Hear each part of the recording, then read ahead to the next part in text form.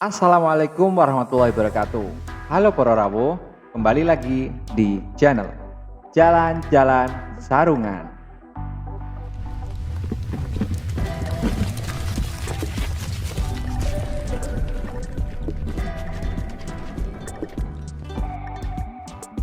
Kali ini Jalan-Jalan Sarungan akan membahas mengenai asal-usul sarung. Ternyata sarung bukan asli Indonesia loh. Lalu bagaimana sih sejarah sarung itu? Mari kita simak. Sebelum itu, jangan lupa ya untuk share, komen, like, dan subscribe channel Jalan-Jalan Sarungan. Sarung yang banyak dijumpai di Indonesia memiliki sejarah dan asal-usul tersendiri. Biasanya sarung digunakan untuk sholat maupun beraktivitas santai di rumah. Penggunaan sarung terbilang sangat sederhana. Selembar kain tradisional ini dililitkan di bagian bawah tubuh sebagai pengganti celana. Panjang aslinya dari ketiak orang dewasa hingga menjuntai ke bawah mata kaki. Agar tak kepanjangan, sarung dilipat hingga pinggang dan dikencangkan sehingga nyaman dipakai. Saat Ramadan tiba, sarung menjadi pakaian yang lazim dikenakan saat sholat tarawih. Kain ini sudah menjadi ciri khas umat muslim di Nusantara. Lantas, bagaimana sih sejarahnya? Apakah sarung berasal dari Indonesia? Menurut sumber sejarah, sarung berasal dari Yaman.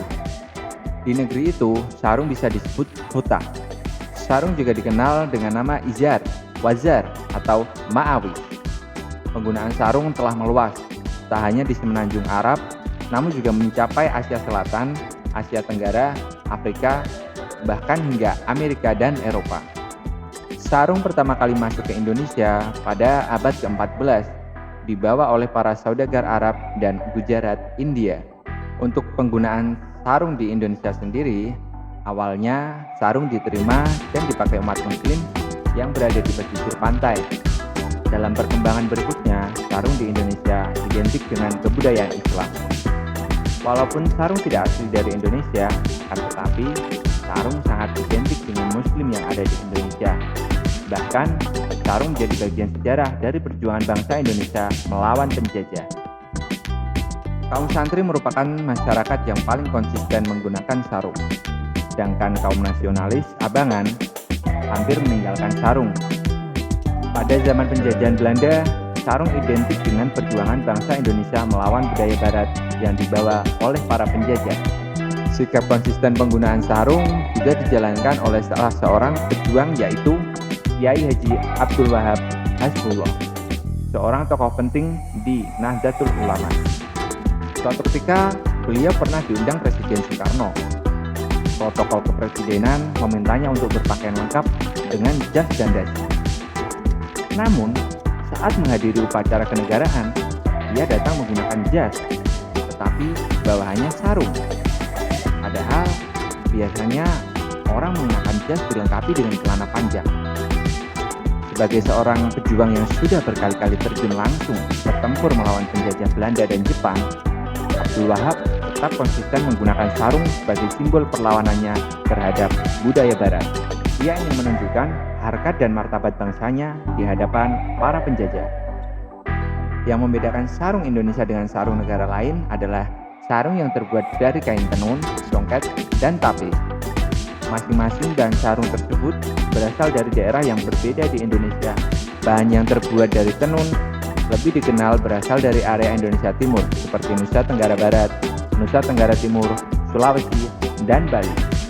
Sedangkan songket sangat identik dengan ciri khas adat Minangkabau dan Palembang. Sementara tapis, kita mengenal bahan ini berasal dari Lampung.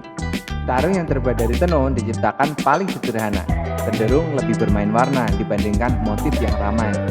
Sedangkan tapis dan songket jelas akan terlihat sama, hanya motif tapis memiliki unsur alam seperti flora dan fauna. Sedangkan motif songket terlihat lebih meriah dengan motif yang mengisi seluruh isi badan. Ada kesamaan di antara tapis dan songket, yaitu keduanya terbuat dari benang emas dan perak pada masa itu. Motif. Mengapa motif sarung kotak-kotak? Nilai filosofis motif sarung kotak-kotak mengartikan setiap melangkah baik ke kanan, ke kiri, atas ataupun bawah akan ada konsekuensinya. Sarung hingga kini tak hanya dipakai untuk beribadah saja. Sarung orang biasa digunakan sebagai selimut untuk melindungi dari udara dingin, bahkan ayunan untuk bayi yang baru lahir. Bahkan umat non-Islam di Indonesia juga tak dapat lepas dari sarung, yang tentu penggunaannya bukan diperuntukkan untuk peribadatan. Itulah tadi sejarah sarung yang sering kita temui dalam kehidupan sehari-hari. Jangan lupa share, like, komen, dan subscribe channel Jalan-Jalan Sarungan. See you. Assalamualaikum warahmatullahi wabarakatuh.